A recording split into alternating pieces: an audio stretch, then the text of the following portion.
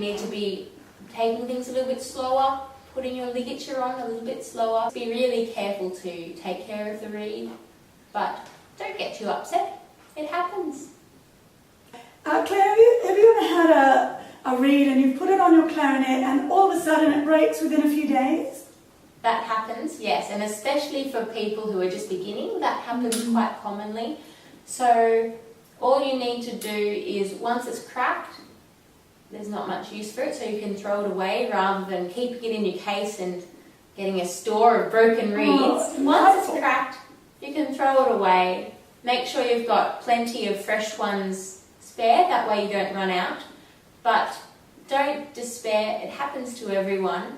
And just try to be extra careful next time, that's all you can do. And I just have one more question about the clarinet, because there are so many little bits and pieces on the clarinet that can get loose and fall off. Does that ever happen to you too? It does happen. There are lots of keys and the key work is very complex on the clarinet. There are lots of screws and springs and things. The two main screws that you have are on the ligature, and you'll notice pretty quickly if one of them goes missing, because you'll be screwing on the ligature and one of them won't be there. So if you ever lose one, make sure you keep an eye out for it, and you can pop them in really easily.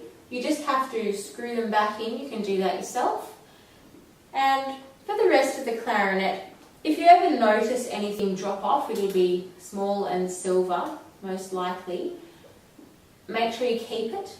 Put it in a safe place, somewhere in your case, in a small container or in a pocket without a hole, but with a zip preferably.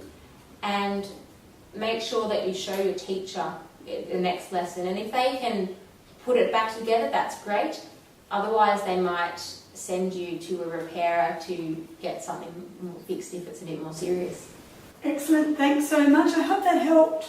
And happy clarinet playing.